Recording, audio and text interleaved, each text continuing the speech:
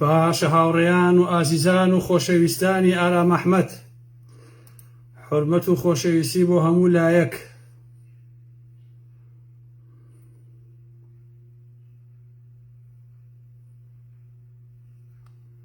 کوا بە ئەمەش بەرم بۆ جێگەیەکی تر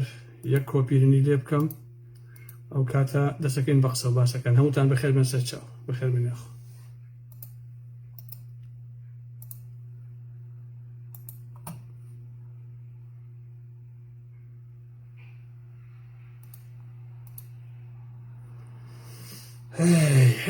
بزانین هەموو شێ تەواوە؟ تەواوە. وەڵا پشتی کاکە حەمەم شکاندووە بڕواتە بێ بەڕەنگی شین خواوە چیت بێزانی چۆن عەزیزان. ئەو کاکە حەمەی لە دوو شتا بۆڕی منێتەوە، یەکەمیان لە خیار خواردنە، دووهەمیشیان لەو مەسەلەی ئاوەیە بەڕاستی. چونکە من نایەنم باسی ئەو دوو شتە بکەم، نە ئەو نەتوانم خیار خۆر بم، نە ئەو نەتوانم باسی ئاوەکە بەرێمەوە ئەیگرمەوە بەریێمەوە. لەو دوانەیە نەبێ بەڕاستی کاکە حەمەم پێم ناکاتەوە. ئەوە کاکە حەمەد گیان ڕەنگە شینەکەیشم لێ دزیت و قەیچێکە ئێوە 30 ساڵە دزیەکەن با ئێمەش ئەم ڕەنگە بدزین. کاکە خۆم وەڵکی هیچ کەسێک نییە. ئەرە وەڵا حەد هەموو گیانم کردووە بە شین لە داخی ئەو کاکە حەمەی حاجی مەحمووە. با ئیتر بزانێت کە ئەو ڕەنگە تاپۆی ئەو نییە کاکە، بۆەوەی مێشولەی شارەزوی پێوەی نەیە هەموو گیانی خۆی کردووە بە شین. ئەرە وەڵا بەخێر بن سەر چاو ئازیزانی ئارام ئەحمەد، حورمەت و خۆشەویستیم بۆ هەموو لایەکتان هەیە. هیوادارم کە زۆر باش بن.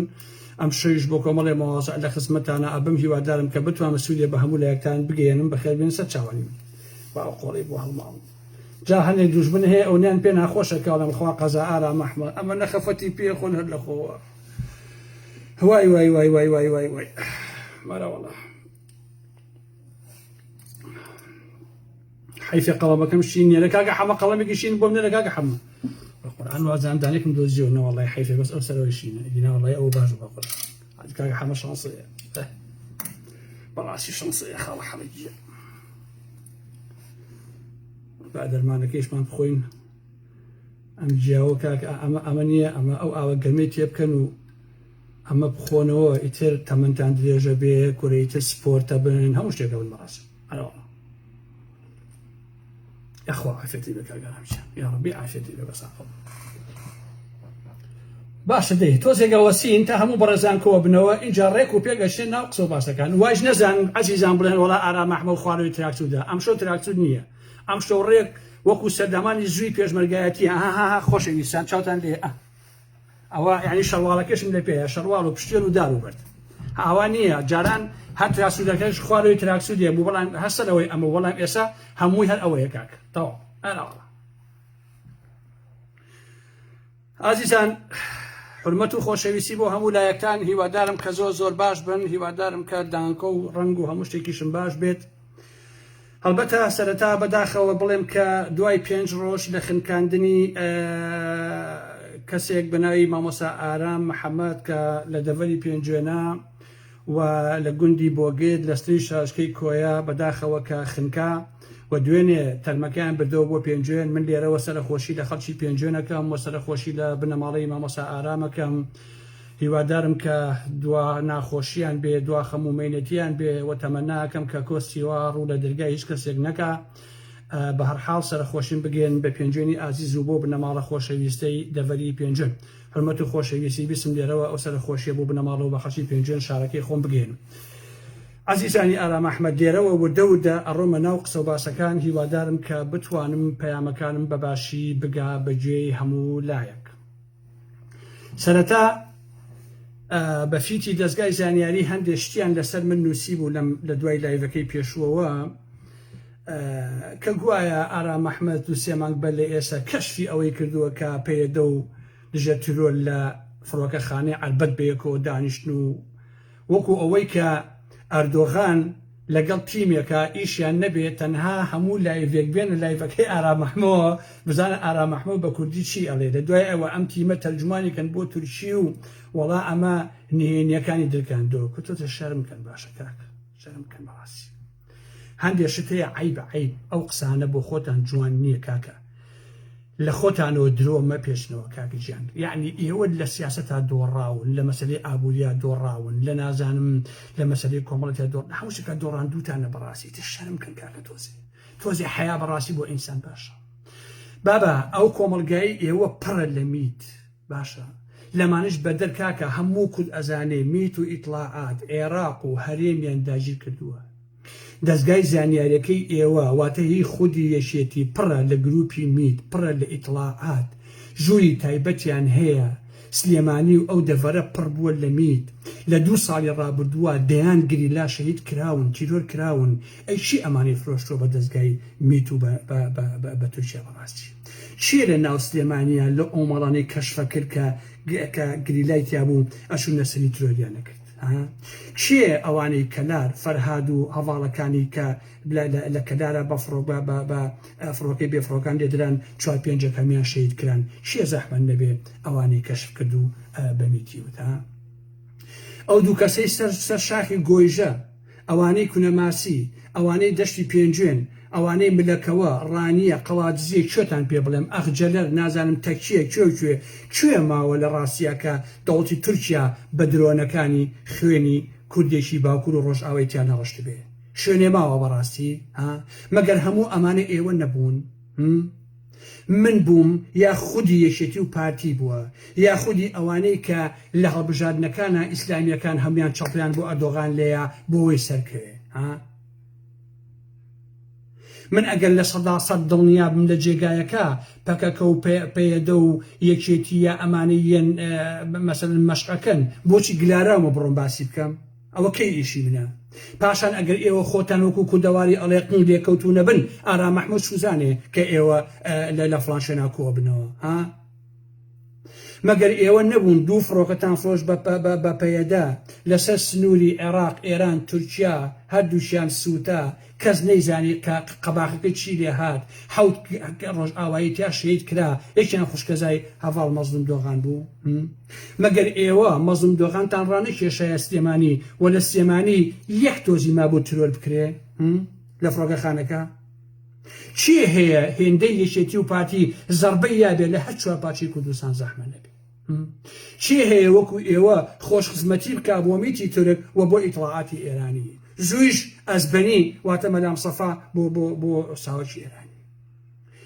هەمومان ئەزانین لە دوای ساڵی 91ەوە زیاتر لە 450 دانە کوردی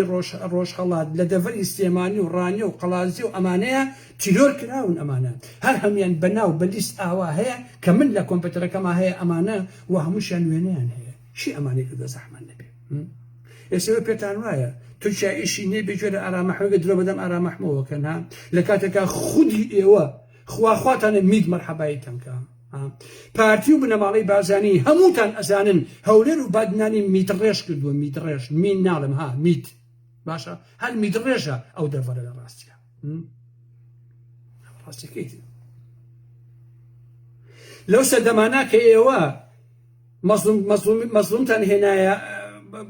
هینە فڕۆکەخانەی سلێمانی، میش لایڤێکم کردەوە بە پەیەدە و بە مەزلومە هەوتم بابە لەگەڵ ئەمانە دەستێک هەڵاو مەکەن، ئەمانە ئەتان فرۆشن، ئەمانە خەتەرن، لەگەڵ ئەمانە کۆمە بنەوە. پارتی وێشێتی وابەسەی داگیرکەران، خۆزگا بە خۆزگای ئەو خوایە ئێوە وانە بوونایە، خۆزگا ئێوە نەتەوەیی بوونایە، نیشتیمانی بوونایە، گەلی بوونایە و ئێوە تێکۆشانایە بۆ مافەکانی خەڵکی کوردستان. ئەو کاتە من ئەبووم بە سەربازێک لە ڕیزەکانی ئێوەیە لە ڕاستیە. بەڵام من ناتوانم دوای ئەو مێژوە بکەوم کە سەرڕێژە لە خیانەتە. باشە هەنگاوێک لەگەڵ ئەو ئەقڵیەتی ئێوەیە بەڕاستی من ناتوانم بڕۆم بە هیچ جۆرێ. هەمووتان ئەو ڕاستی ئەزانن کە لە دوای شەڕی ناوخۆوە کە 96 و 97 و ئەوانەکە بادینان و هەولێر سەرتاپا پڕە لە میت و پڕە لە جەندەرمەی تورکیا. زیاتر لە 18 جێگا لە بادینانە بارەگای تورکیای تێدایە. باش نییە؟ ئێوە کە خیانەتەکەن ڕەخنەیشی لە تورکیاگرن، گلەیەشی لە تورکیاکەن. ئەو داگیرکەرە، ئەو ئێوە کوردە ڕێگەوە دەرکێشێ، بەڵام ئێوە خۆشخزمەتیان بەکردنەوەکەیان. فەرمووی ئێوە خائین مەبن. بڕواتان نەبێ عەزیزان، لە ناو دەستگای دژە تیرۆرە، لە ناو دەستگای زانیاریە، ئەوە باسی پارتی و پاراستن ئەوانە هەر ناکەم. باش نییە؟ کە من چەندین کەسم کەشف کردووە کە ئەمانە ئیش بۆ میتەکەن. ئەمە مێژووە ناوی 7 کەسم ئەوە ڕیس کردووە، نردومە بۆ برادەرێک وتمە ئەمە بدە بە پاڤێڵ تاڵەبانی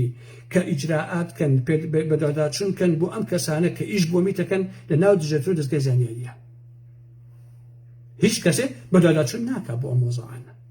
ئێمەش گەیشتمە ئەو باوەڕا کە ئەمانە خۆیان ئاگادارن لێپێچینەوە ناکەن و خۆیان ئەمەیانەوێت لە واقع.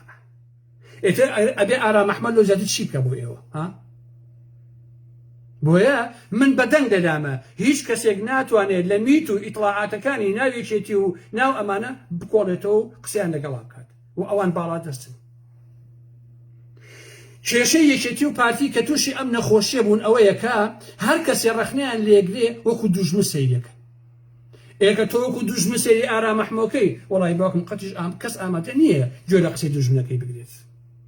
ئێوە ئاوا سەیرەکەن چونکە ئێوە پێتان وایە کە بەرهاقن و پێتان وایە کە هەرچێک ئەلەن هەمووی ڕاستە و جگەل لە فەشەل و لە دۆڕانیش هیچێکی تر نسیبی خەڵکی کوردستان نەبووە. من هەرچی ئەڵێم ئێوە کورتان فڕێن دەسەکەن بە جوێندان و سوکایەتی چونکە کینە لە دڵن. پاشان زۆرێک لە ئیخوانیەکان بەڕاستی ئێستا ئیش بۆ میتی تورکیاکەن. زۆری ئەمانە ئێستا چاوساخیەکەن بۆ میتی تور و خۆشەویستانی من. ئازیزانی ئارام ئەحمەد ئێوە ببین گروپێک کە هەر بەڕاستی وەحشین لە جەنگەڵەکانی ئەمازۆنە کوێ لەوێ بڕۆ ئەوان دیقەتیان بدە بە گیان و بەدڵ دیفاعەکەن لەو بیدوڕا وەحشیانەی کە خۆیان هەیەنە.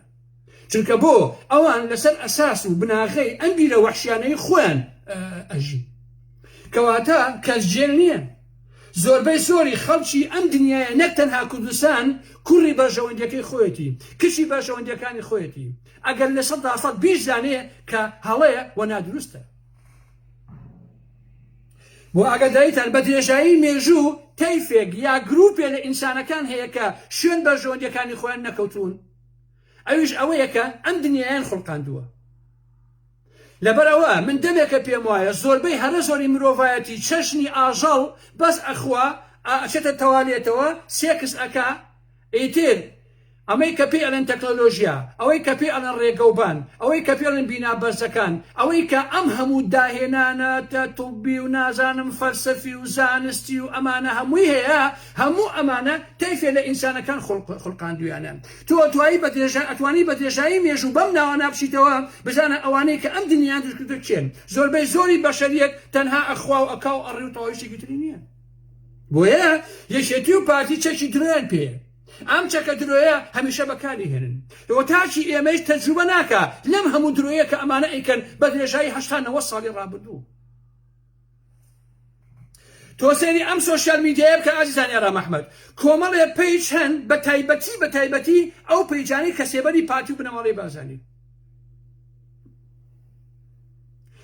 تۆ بەر لەوەی وەکو ئینسانێک کلیشی ئەمانە بکەی یەکسەر ئەزانی کە ئەمانە درۆوەکە. سەیرە ئەمەش ئەگەڕێتەوە بۆ ئەوەی کە هەر کەسێ لە ئێمە دەرشی بەوە کردووە کە ئەمانە چی قساکەن هەموو قسەکەن درۆیە بە درێژایی ئەم ساڵانە. لە هەمووشی سەیرتر ئەوەیە ئازیزانی ئارام ئەحمەد خۆیان کە درۆکەیەکەن ئەزانن کە درۆکەن هەتا ئەوەش ئەزانن کە ئێمەی گوێگریش ئەزانین کە ئەوان درۆکەن کەچی هەر درۆکەن. ئەمڕۆ یەک زەلامە کوژێ دوای نیم سەعات دەستەکەن بە درۆکردن لە خۆیانەوە. لێرەدا ئەمەوێ دەقی ڕوونکردنەوەکەی وەزارەتی خارجی تورکیاتان بۆ بخوێنەوە ئەگەر مۆڵەتم بدەن بۆ ئەوی بزانین تورکیا ئاڵێکی. خوا یادی بەخێت خوا چاواکەشمان کەس بۆ ئازیزانی ئارام ئەحمەد زان لە شووا دامناوە ئەوەی خوا ببوورن بەڕێزان لە شووا دامنابوو چونکە نامەکەی مەسەل بەزێش ئەخوێنمەوە ئەها ڕوودا و دیجیتاڵ ببوورن گوێ بگرن بزان تورکیا ئاڵێکی ئازیزانی ئارام ئەحمەد. وەزارەتی دەرەوەی تورکیا لە ڕاگەیەندایەکدا ئەڵێ وازانراوە کە لە کاتی تەقینەوەکەدا لە فڕۆکەخانەی ئەلبەت لە سلێمانی ئەندامانی دژەتیرۆری سەربەیەشێتی لەگەڵ هێزەکانی پەکەکە و یەپەکە مەشق و ڕاهێنان کردووە. جوان تێبکەن. لە ڕاگەیەنراوەکەی وەزارەتی دەرەوەی تورکیا هاتووە لە عێراق لە نزیکەوە چاودێری پەکەکە و باڵەکانی ئەکرێ بە تایبەتی کە لە باکووری وڵاتەکە چڕ بوونەتەوە و چالاکی ئەەکەن. بە تایبەتیش ئەو جموجوڵانەی لەو ڕێڕەوە ترۆریستی لە نێوان عێراق و سووریا دروست کراوە.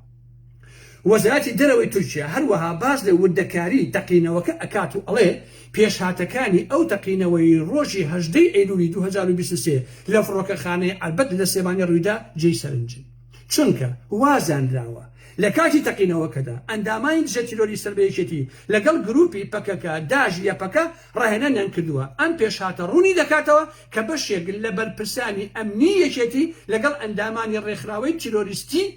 هاوئاهەنگیان هەیە وەکو دەبیستین تورکیا بە هیچ جۆرێ ئازیزانی ئارام ئەحمەد ئەگەر تۆ ئەمەی تر ڕوونکردنەوەکەیە هەر لە خۆتانەوە نازانم ئێوە چین بەڕاستی ئەوەی کە من بۆم خوێندنەوە تو وجدانتان لەکوێ تورکیا ئەڵێ من ئەو کارم کردووە تەنها و تەنها وەکو هەواڵ زۆر زیرەکانە و زۆر تاکتیکیانە و زۆر لاستیکیانە باسی کردووە واتە دوژمنەکانی من لەوێ بووە لەگەڵ جەتۆریەکێتە ڕاهێنانیان کردەوە و ئەم کردەوەیە پشتڕاستی ئەوە ئەکاتەوە کە ئارام ئەحمەدەکان ڕاستیان کردووە کە گومان لە هەموو شتێکەکەن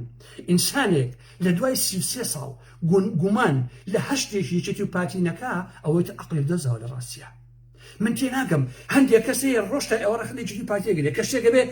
یەکێتی ئەمە پارتی ئەو بەیەکشی تۆ سەسکەکەی خۆی چکە ڕەخنەکانی بە جددی نییە لە حەقەتە ئێوە چۆن باوەڕ بە میدیای پارتی و یەکێتی و قسەی ئەم بابەتان ناکەن کەچی هەندێک لەزانن ساریکە نە چاویان ئەکەنەوە نە عەقڵیان ئەکەنەوە دەڵێن تورکیا شتەکەی گرتە ئەستەوە لەنەخی درۆکەن تووشانێک لە ئەستەوە ئەوە کە من بینیمە وەزارەتی خارجی تورکیا ئەگەر شتێکی ترا هەیە بۆم بنێرن بۆ ئەمیش قەزاوە لەسەر مۆزوعەکە بکە هەمووشتان ئەو ڕاستیە باشە عەزیزانی ئارام ئەحمەد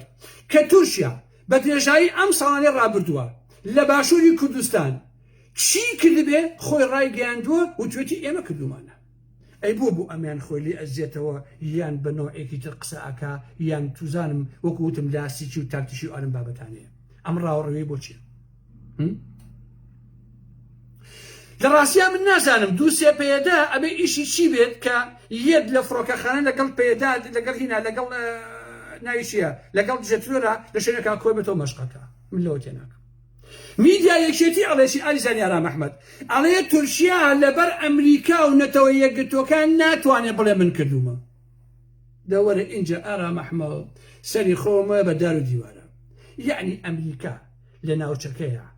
ئاگاداری ئەم هەموو فڕۆکەی نییە بە ئاسمانی باشوورەوە ئەسۆڕێتەوە شەو و ڕۆژ بەکوێی چییە ئەچێ ئەمریکا بەم هەموو تەکنۆلۆژیایەوە بەم هەموو زیرەکیەوە ئاگادار نەبێت درۆنەکانی تورکیا لەکوێ و لەکوێوە هەڵەسێ و چۆنیە بۆ عەربەت بۆ گەرمیان بۆ پێنجن بۆ ئەلەم بابەتانە ئەمریکا ئاگای لێ نییە ئاسمانی عێراق بەدەست ئەمریکاوە نییە تو ویژدان و تو شەرەفتان یعنی ئینسانی عاقڵ نابێ گومان بکالەوە کە ئەم ئەمریکای ئاگاداری ئەم شتانە نەبێت والله ئازیزان یەک فڕۆکە بێفڕۆکەوان بێ بە نازانم چیەوە بێت بێتە سەر ئەو ئاسمانی کوردستانە ئەمریکا یەکەم گروپە یەکەم دەوڵەتە کە ئاگادارێتی و ئاگادارێتی باشە وەیە ئەمریکا درووە کات ئەمریکا بە دێژایی مێژوو زەڕبەی لە مێژووی ئێمەیاوە عەبدولکەریم قاسم بڕۆن بە مێژۆکەیە بچنەوە یەکێکە لەو پیاوانە کە عێراق لە دروستبوونی و 1920ەوە پیاوی وای باشی بەخۆیەوە نەبینیوە لە چاوانێتە ئێستایش لەو عێراقەیە چی نەخۆشخانە هەیە چی قوتابخانە هەیە چی ڕێگەوبانی باش هەیە چی شتی باشە بێ هەمووی لە سەردەمی عەبدولکەریم قاسما کراوە لە عێراق ئەمەندە پیاوێکی باش بوو لە شوێنی دەوامەکەی خۆیان ئەخەوت نەک ئەوەی وەکو ئەمانەی ئێستا ڤێلایەن هەبێ ئەویان هەبێ تەنها و تەنها بە ئەمریکای وت کە ئەبێ بە پارەی عێراقی ئێوە نەوتمان لێ بکڕن نەک بە دۆلار چونکە لەو سەردەمانە $30 و $32 و ئەوانە تا 36 بە $100 بووە بەڵام ئەمریکا هەستا بوشی باوک کە ئەو کاتە مۆزەفێکی CIA بوو بڕۆن یادداشتەکانی عەبدولجەمال ناسری میسر بخوێننەوە هەڵ ئەسێ وەکو مۆزەفی CIA ئەچێ بۆ میسر لە ماڵی جەمال عەبدولناسر سەدام حوسێن کە گەنجێکە لەوێ سەدام حوسێن ئەبینێ لەو سەردەمە وەکو باسیەک باش نییە لەوێوە بوشی باوک لەگەڵ سەدام و باسیەکانە ئیتیفاقەکەت ئەوە بوو داوایان کرد عەبدولکەریم قاسم تیرۆرکەن ئەوە بوو تیرۆریان کرد لە دواییە ئەمریکا باسیەکانی لە عێراقا کرد بە حکوومەت و کرد بە دەسەڵات دەی بە ویژدانتان بەپێی مەنتەق بەپێی ئەخلاق بەپێی عەقڵ ئەوەی کە بەعز لە عێراقا کردی بە درێژایی 30 و ئەوەندە ساڵ ئەمریکا لێ بەرپرسیار نییە بۆ ئێوە پێتان وایە ئەمریکا بۆچی لیبیە ڕووخان تەنها لەبەرەوە بوو لیبیا ڕێگەی نییە ئەمریکا لێەوە بڕوا بۆ ئەفریقا سەرمایە گوزاریکە ئەو ئەفریقایی کە ێستا رووسیا و چین دەچیان تێخستووە پڕ بووە لە کودەتا و پڕ بووە لە کێشە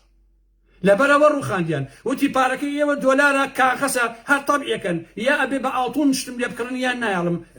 شتان نایەوێ لەبەرەوە هینیان ڕووخان ئەو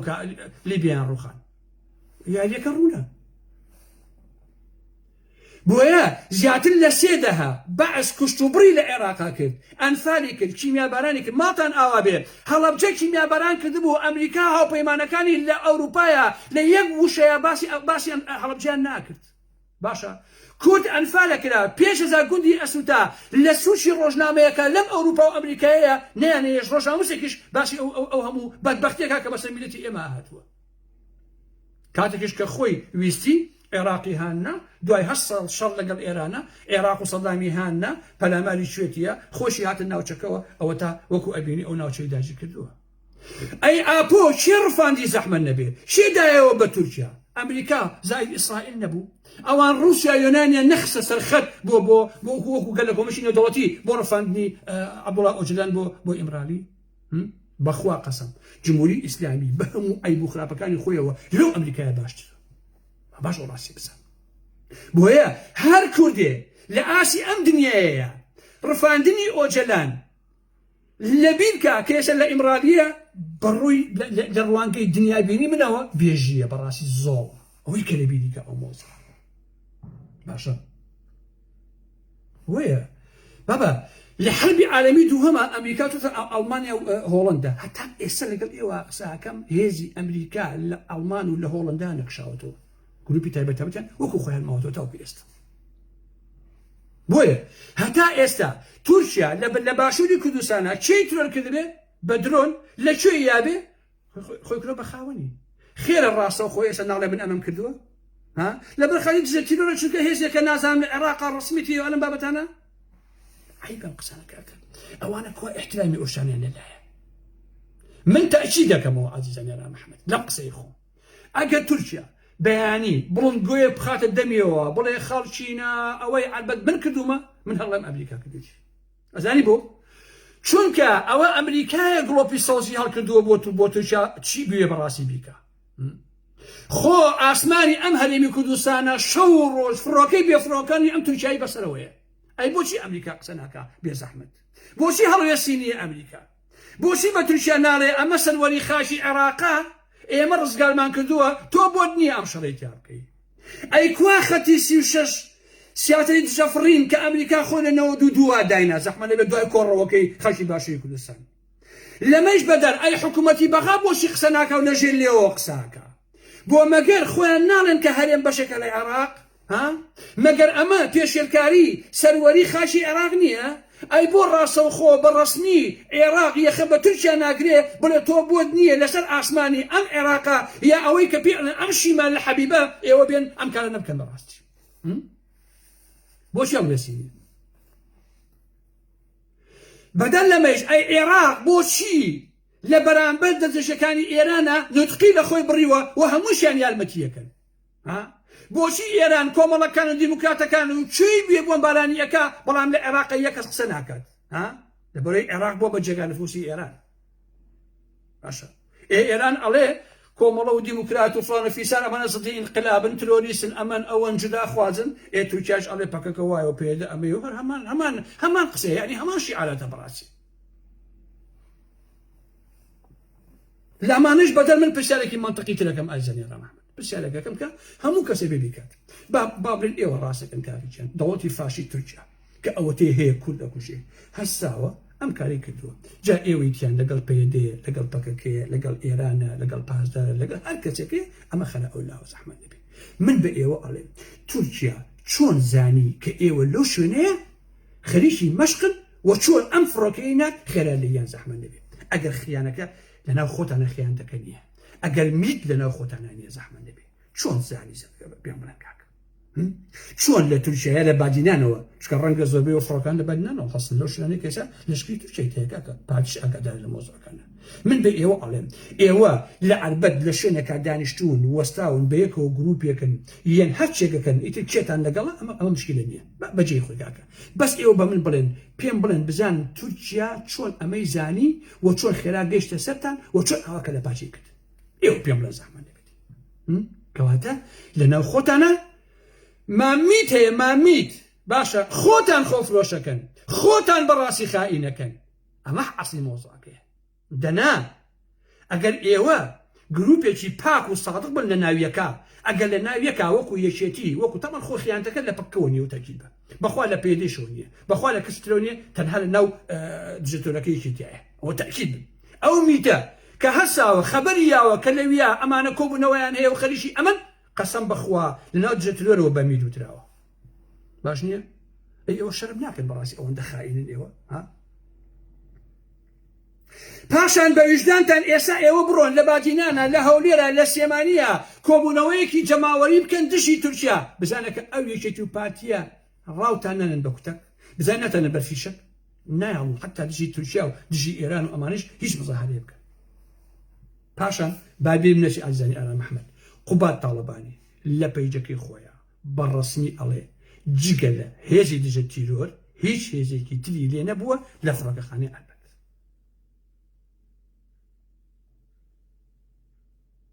بلا مكان كاك كوا كوا كوا كوا كوا كوا قبات طالباني أنا قبات طالباني ها عزيزاني آلام أحمد أما قبات كاك أو قبات طالباني بزين الله شو قبات طالباني عزيزاني آلام أحمد ضاعينا كيف ولا سواكن شو رايم ده قوبات طالبانی جگا لە هێزی دژە تیرۆر نەبێ هیچ هێزێکی دیکە لە فڕۆکەخانەی عەربەت نەبووە شەهیدەکان و بریندارەکانی ئەو ڕووداوەش کە هەمویان پێشمەگەی قارەمانی هێزەکانی دژە تیرۆر بوون سەلمێنەری ئەو ڕاستیەیە بۆیە هیچ پاسەوهێنانەوەیەک بۆ هێرشەکە قبول کراو نییە باشە کاکە قوبات طالبانی باش کەواتە بەم قسەی قوبات بێ ئەوەی کە بە تەواوی مانە مستەهدەف بووە کەسێک بووە بە ناوی ڕابەر کە پێم وایە خەڵکی ماوەت وە لایەنێکی تریش بە پێی سەرچاوەکانی خۆم 5 کەسی لێ شەهید کراوە واتە بەو سیانەوە 8 کەس شەهید کراوە بۆ شارەزایت لەگەڵ سەربیردارێکی تریشە کسێشی خەڵکی سلێمانیش کە ڕسمەکەیم لێلایە کە لەو مەجەرەنای ئیشەکات و ڕسمەکەشی لەگەڵ قوبادایە لەوێ بووە بەڵام سەلامەتە ئەو هیچی لێ نەهاتوو ئەم ڕابەرە ئازیزان کەسێکی زۆر شارەزا بووە لە دروستکردنی فڕۆکە و درۆن و ئالەم بابەتانەیە باش نییە و ئەمە ئەتوانرا ئەگەر یەکێتی بەشەر بوونایە ئەگەر عەقڵیان هەبوایە ئەگەر بیان زانیایە کە سیاسەت چۆن و چۆن نییە و ئەگەر بیان زانیایە نهێنی پارێزی و ئەمنیەت و ئەمانە چۆنە ئەبوایە ئیشی لەسەر ئەم کوڕە بکرایە هەتا بیتوانێت کاری گەورە و باشی بکردایە بەڵام بەداخەوە ئەوان چوون ئالەویە بە کوشتنیاندا ئەم ڕابەر بۆیە هەر لایەنێ بەمەی زانیوە لێ یاوە بۆی تەسفیرک ئەی باشە یەکێتی بۆشی نەتانتوانی ئەو کوڕە بپارێزن بۆشی ئەگەر کەسێ هەڵکەوێت لە شتێکا شارەزا بێ ئێوە خۆتان لە ناوی ئەبەن و ئەوە تەسفیرکن ئازیزانی ئارام ئەحمەد هەر بە سادەیی بیر بکەنەوە 33 ساڵی ڕەبەقە ئەم تورکیا و ئێرانە ڕێگەیان نەیەوە یەک کارگەل لەو کوردستانە بکرێتەوە ئازیزان بۆ ئەوەی هەموو شتێک لە تورکیا و لە ئێرانەوە بێ و هەموو کوردی باش و دەسەنەوە خواری ئێران و تورکیا بێ لێوەشتی بۆ بێت حتا ئێران و تورکیا ڕێگەیان نەیەوە کورد لە باش و لێشێتی و پاتی کەتی کشت و کاڵ فراوان کا زیندوی کاتەوە وە پڕی کا لە دانەوێڵە و گەنم و جۆ و فڵان و ئەلە بابەتانە بۆ ئەوەی ئەو خەڵکە هەر زەلیل و سوالکەر بێ هەر لە ئێران و تەماتە ڕزی و دۆشایی بۆ بێ هەر لە تورکیاوە دۆشایی بۆ بێ یا فڵانی فیسایی بۆ بێت ئەمە تەنها ئەمە بۆ ئەم مۆزوعانە ئیتر بۆ مەتەلەی چەک و جبەخانە و درۆن و ئەلەم بابەتانە چۆنێڵێ ئێوە بچنە پێشەوە و شتیوا دروستکە کە ئێوە نەتوان بچووترین نهێنی لە ژیانی خۆت سیاسی خۆتانە بپارێزن ئێژێ پرسیارەکە ئەکەمەوە چێ زانیاریەوە بە تورکیا دژە تیرۆر ئەدەی پێم بڵێ وەها هەڵە بجێی پێم بڵێ کاکە پاڤڵ و کاکە قوباد و کاکە کانیتر پێم بڵێن زەحمە نەبێ ئەمانە کۆبنەوە لەوێ هەر کەسێکن با ببن چی ئەم زەنگەری بە تورکیا زەحمە نەبێ خۆتان نەبوون چیایەتی با تێ بکەیت چۆن زانی خۆ کاکە خۆ قاوەگرەوە نییە تورکیا بزانێ ئێوە لەوێ چیەکەن جاخۆ ئەگەر وا بێ بەشە لەم دێنێتەوە بجوڵێتەوە کاتەوە نییە من پرسیارە لە هەموو ئەم 3600 کەسی گوێ لە منە من پرسیار لە هەموو تەنەکەم ئازانی ئارا محەممەد بۆچی درۆنی تورکیا یەتە سەر لە پێنجێن لە دەشتی پێنجێنە لە ملەکەوە لە نازانم لە ئەخجەلە لەکوێ لە کاری ماسی لە گەرمیانە یەک بە درۆن لە پەکە ئەوەیە ئەی بۆ ناژێ بۆ قەندیل لە قەندیل بە قەت لە خۆتان ئەم پرسیارتان کردووە بڵێن بۆچی ناچێ بۆ قەندیل من ئەزانم بۆچی ناتوانێت سەر قەندیل بەڵام نایەت بەڕاستی ئینا من ئەزانم تورکیا ئەگەر بەدەست خۆی بووایە قەندیلی هەڵی جێڕا لە ناوێ برد بەڵام بەدەست خۆی نییە ناتوانێت بچێتە سەر قەندیل نهێنیەک هەیە کە هەر فڕۆکەیەکی بڕوا لە ناوە چێت زەحمە ئەو فڕۆکانی تورکیا ئەی یەکێتی و پارتی ئێوە بۆچی ئەوە ناکەن ئێوە هەر پارە کۆکەن و ماڵتان کاول بێ ئەخوا ئیدە با چوار کەسی ئەوەتان شای بکوژێ دە فڕۆکەتان دروست کرد بێ فڕۆکەوان فڕۆ ئەمەتان کردەوەتان کرد و پاراسی و خەڵکە بنمونە ئەمەوێ ڕاست ئەوەش بە ئێوە بڵێم ئازیزان لەم هاوکێشەی کە لە ناوچەکە هەیە بمانەوە نەمانەوێ یەکێتی و پەکەکە و ئەمانە لە سەنگەری ئێرانە لەگەڵ حتا پەژەک کە بێ ئەنی بەڵگە بۆ ئەوەش پەژەکە کە بێ دەنگە بەرامبەر بە ئێران ئەوی کێ بێدەنگی کردووە پەکە بێدەنگی کردووە بەڵام ئەبێ ئەو ڕاستیە بزانن پەکەکە پەیوەندیەکانی زۆر جیاوازە لەگەڵ پەیوەندی پارتی بنەماڵی بازێن لەگەڵ تورکیایە چونکە پەیوەندیەکەی پارتی و بنەماڵی بازێن لەگەڵ تورکیا پەیوەندیەکی سەرفەن جاشایەتیە پەیوەندی پەکەکە لەگەڵ ئێرانە لەگەڵ یەکێتیە فەرقی هەیە چونکە یەکێتی پەیوەندیەکەی بنمونە جاشێتیە زیاتر نەک پەیوەندی دوو لایەن بێ لەسەر ئەساسی بەرژەوەندی یەکتر باشە بۆیە کاتێککە پەکەکە یەک لەگەڵ ئێرانە ڕێکەوتنەکە وەکو دەوڵەت وەکو دەوڵەت ماڵەڵاکە لەگەڵ هینا لەگەڵ ئێرانە بە پێی پەرژەوەندی هەردوولا باش نییە بۆیە فەرقی هەیە پەیوەندە دیبلۆماتیەکانی پەکەکە لەگەڵ ئێران و ئەمانەیە یەکێکی لەگەڵ ئێرانە یان بنەماڵەی بازرگانی لەگەڵ تورکیا زۆر جیاوازیان هەیە ڕاست ئەمانە جاشمیت فەرقی هەیە لەگەڵ ئەوە کە تۆ پەیوەندیەکەت هەبێ بۆ نمونە یەکێتی پەیوەندیشی لەگەڵ ئێرانە هەبێ لەسەر ئەساسی بەرژەوەندی هەردوو ناوچەکە هەم ئێران و هەم عێراق پێم بڵێ لە هەموو ئەم پەیوەندیانەی کە یەکێتی لەگەڵ ئێران هەیەتی ئادەی یەکێتی ئادەی دەفەری سلێمانی چ خێرێکتان ئێوە لە ئێران بینیوە زەحمە نەبێ هیچتان نەبینیوە ئادەی پارتی و بنەماڵەی بازرگانی جگەر لەوەی کە تورکیا دیفاع لە مانەوەی خۆتانەکە ئەویش بە کاتی ئیشیا وەکو مەقاش بەکاتانە هێن ئادەی پێم بڵێ بزانم تورکیا چ خێریشیە بۆ مەنتیقەی بادنان و بۆ هەرێمی کوردستان جگەر لە شەڕ لە کوشتن لە کاولکاری لە سوتاندن هیچێکی نەبووە ئەمە ڕاستینەی ئەو مۆزوعانە کە پێم وتن 8 کەس کوژراوە بەڵام لەسەری ناڕم کە چۆن نییە بانان وڵا ئارا مەحمەد نهێنیەکانی ئێمە کەشفەکە ئیتەکاک و نەقم لێکەوتون بە بن کاکەجە شەڵواکردن دایمە لە قوڵێ پێتانەیە تۆسی ئاگەتان لە خۆتان لەکاکە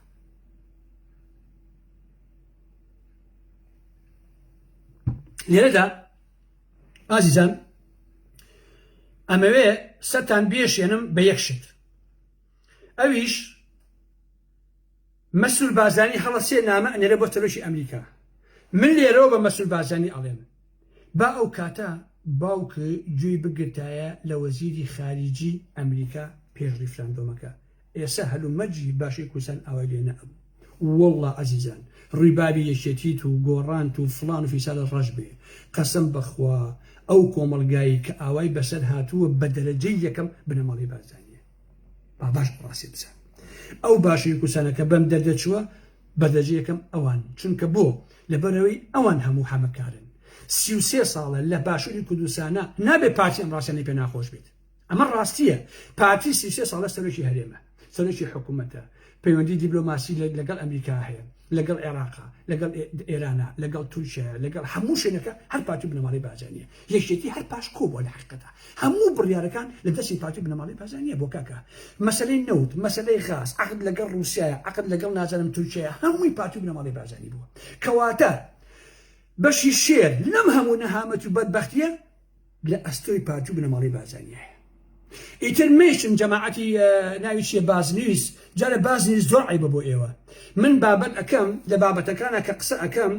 ئەم قسەی من نیو سعات لەسەر یەکێتیە نیو سعات لەسەر پارتی بنەماڵی بارزانیە کەچی بازنی زیێر قسەکانی منی ئەوەی کە دژی یەکێتیە ئەیبا بەڵام ئەوەی تە دژی پارتی بنەماڵی بارزانیە نایبە ئەمە عیبە بەڕاستی ئەمە کەی کای ڕۆژنامە نووسیە بۆچی دەنەکانی من پاچە پاچەکەن بە قازانجی خۆتان بۆچی ئەچن قسەکانم ئەنووسنەوە ئەوەی کە دژی یەکێتی و ئەوە بێ بەڵام ئەوەی کە دژی پارتیە یەک وشەی لێ نابێتەوە تخوا ئەمە جاسوسیە یا کاری میدیای کای ڕۆژنامە نووسیە یا بازنی نووسێتی ئارا مەحموود کە هەمیشە نزیک بۆ لە باڵێکێتیوە ڕوویبابی درۆزن ڕۆژ بێ ئەگەر لە ژیانمە نزیکای لەگەڵ یەکێتی و ئێوە هیچ حیزبێکە هەبوو بێ لە باشووری کوردستانە بۆ درۆکەن دە ساڵ پشوێنی گۆڕانم کردو بە ئاشکرا بوو بکاکە وڵی بەیانی پشوێنی کێتیکەم بە ئاشکاڵم پشوێنی تێ خۆ کەس ناتەسم لای من ئەو کەس منی نەکردیەوە کاکە وەڵڵا بەیانی دیفاع لە یەکێتی کەم ئەلم کاکە من ئەوە شەهامەتم هەیە برا 10 ساڵ دیفاع من لە شەم سەفا کرد شەی دنیام لەسەر کرد چونکە قەناعەتم پێ بوو کاکە کە کودەتاکە دژی لاهوری شەڕجەی کرا بە ئاشکرا دیفاعم لێ کرد خۆمەشی دزیم نییە کاکە ژیان 2000 بێحمەدشم پێکرا لەسەر لاهوری شەڕجەی قەناعەتم بە مۆسوعەکە وەڵڵا بەیانی دیفاع لە یەکێتی کەم ئەڵم ئیکەم لە کەس ناتەسم خۆ کاکە نەتان کردم لای من بەڵام عیبە بۆ بازنووس ئەچێ شتەکانی من ئاوا لێکە کاکە یا بابەتی من مەبە یاوەکو خۆی بیبە بەڕاستی عیبە بەڕاستی عیبە با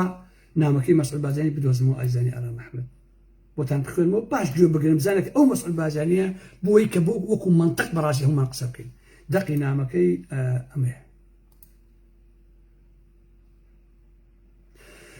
دەقی نامەکەی ڕێکستی دەسن بۆ مەسعود بازانی جۆ بگرن بزان ئەو نامەی مەسعود بازانی ئەگەر مەسعود بازانی بەگوێی ئەم کابرایی بکردایە بزانن ڕۆژگاری ئێمە لەگەڵ ئێسایە چەندی فەرقە بوو هەر بە ویژدانتان ئەمە هەر بیرتانەکە ئەمە تاریخە بەڕاستی ئەمە مۆرێکی مێژوویە باشە ئەگەر مەسعود بازانی لەو کاتەیە ڕێفراندۆمی نەکردایە و ئەم نامەیە ئێسا بەڵگەیەکی قانونی بوو لە نەتەوە یەکگرتوەکان لە ئاسی دنیاە ئەو خستە ڕوو ئەدود من بۆیە ڕێفراندۆمەکەم نەکرد لەبەرەوەی کە ئەمریکا ئێوە ئەم خۆتان ببنە بەڕێز سەرۆک بازانی ئەڵبەتە ئەو من ناوم سەرۆک بازانی ئەو کابرایە لێتان تێک نەچێدای من بە نوێنەرایەتی ئەمریکا ئەم نامەیە دەنووسم تا ڕێزی بێپایانی خۆم بۆ تۆ بۆ گەلی هەرێمی کوردستانی عێراق دەربڕم پێکەوە لە چەندەیەکدا پەیوەندیشی مێژووییان ساز کردووە بەسمان و پابندین بەوەی ئەم پەیوەندیە بەردەوام بێ تا بەهێزتر بێ لە چەندەی داهاتوودا یعنی پێ بگەن خۆتان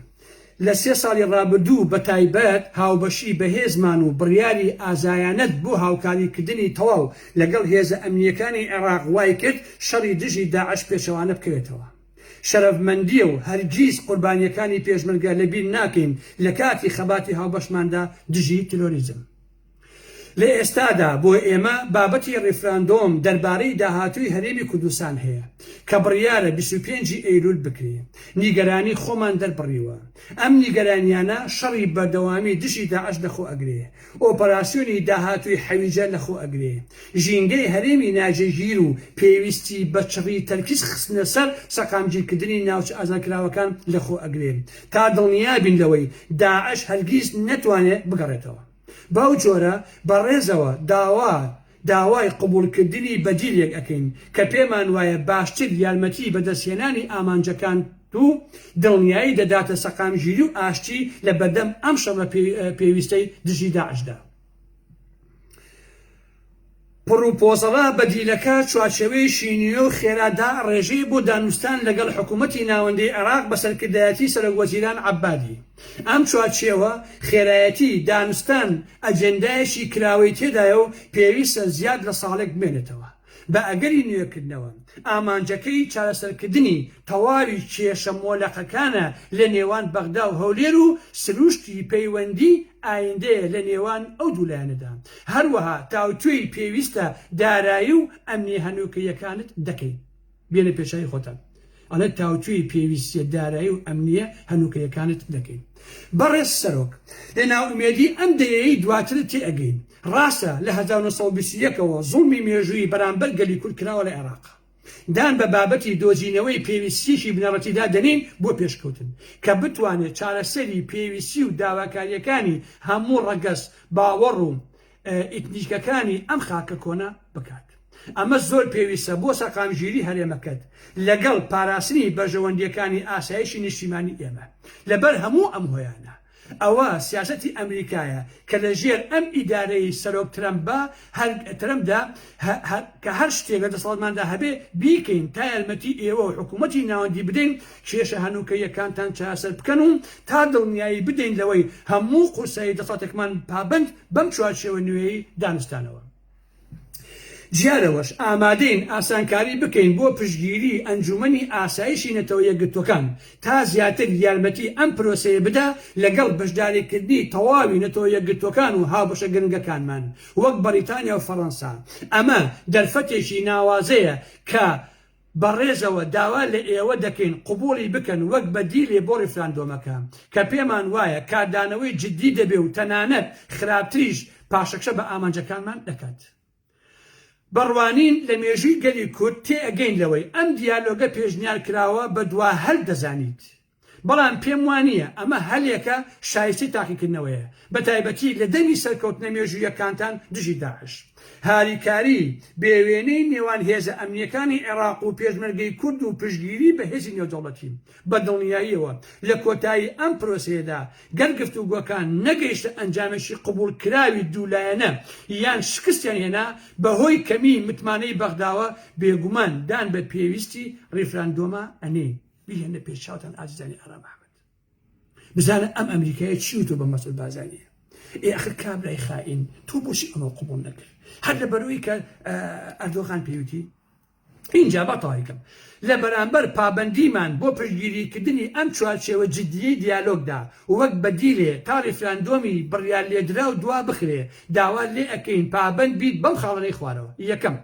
دانوستان لەگەڵ بەغدا وەک بنەمای گەیشتن بە لێکتێگەیشتن و گەیشتن بە ڕێکەوتنیشی هاوبەش دەربارەی داهاتووی پەیوەندی نێوان هەرێمی کوردستان و حکوومەتی عێراق دەمێنێتەوە. جا ئەمە مانای فیدرالیزمێکی ڕاستەقینەی کارپێکراو بێ یا هەر هاوکێشەیەکی دیکەی کۆنفیدرالی یا سەربەخۆیی هەر ئەبێ لەڕێی دانوستاندنی ئاشتیانەوە بێت. دووەم، هەرێمی کوردستان و پێشمەرگەی کورد بەردەوام دەبن بە هاوبەشێکی سەرەکی دەمێننەوە لە نێو هاوپەیمانی نێودەوڵەتی بۆ شکستێدان بە داعش پاڵپشتی شیاوی هاوپەیمانیەتەکە ئەکەن.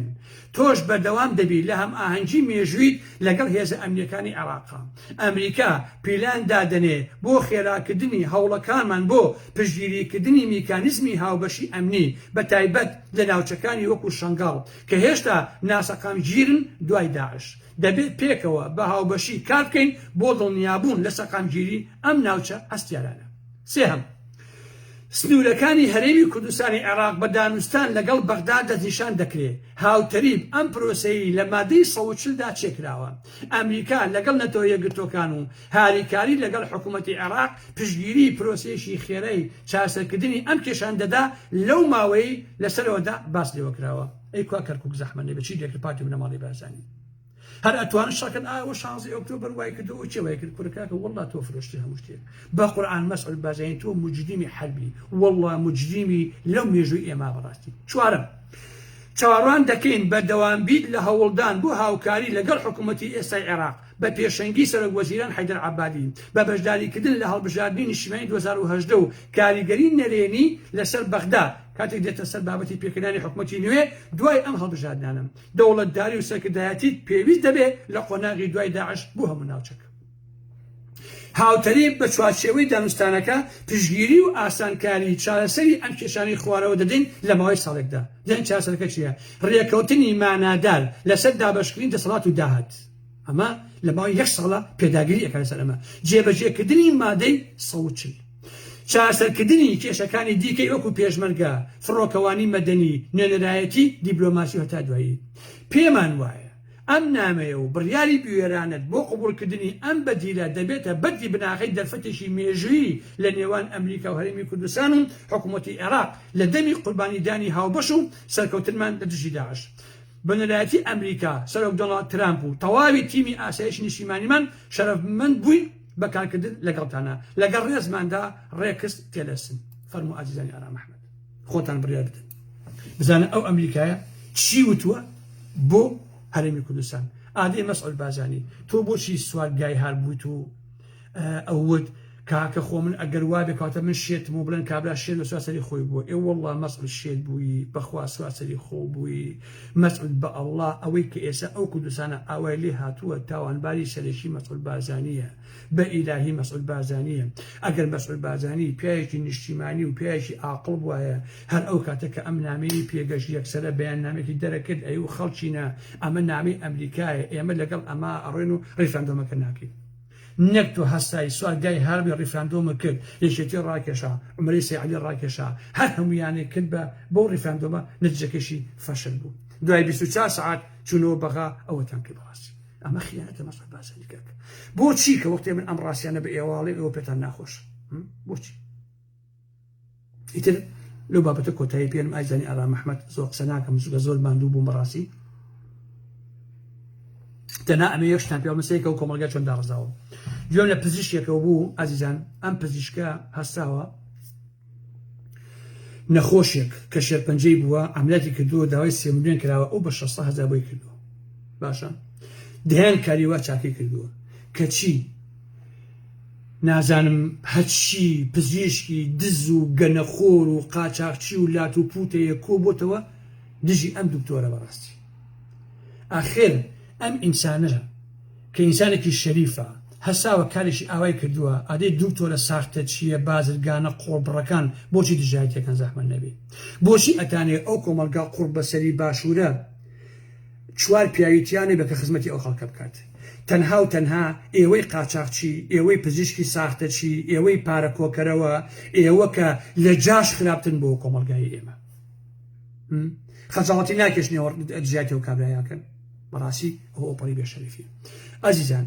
لە هەفتەی ئایندەیە بابەتێکمان ئەبێ لەسەر هاوڕێی داروی شێخنووری شەبەحەنوویەکەی دۆلار و بەرهێنان لەگەڵ عەتای لای قوبات وە کوڕەکەی شاناس و هیمداتی سۆڵی میدیا لەگەڵ عەباس و هێمنی پەروێزخان ئەمەندەم بابەت کەوتووە بەسەرها کە ئەبێ هەوڵ بدەم بابەتەکان زوو پێشکەشی ئێوەی خۆشەویست و ئازیزکەم لەسەر ئەم مۆزوعی عەربەت و ئەوانە ئیتر ئەمە کۆتا لایڤی من و کۆتا قسەی منە بەڕاستی کە ئەم شەو کردومە ئیتر ناشمەوە سەری و دووبارەی ناکەمەوە هیوادارم جارێکی تر جەرگی هیچ دایشێ لە کوردستانە نەسووتێ و ئەم گەنجانە خۆیان نەکەن بە قوربانی پارتیویچێتی بەخت و خۆڕایی چونکە وەک بەفرەکەی پارڕن تەنها جوزەلەیەکە لێ ئێن و تەواو هیچشتێکی تر لە ئارێنێ شەوگاتان خۆش بێ حرمەتێکی زۆرم بۆ هەموو لایەکتان هەیە هیوادارم کە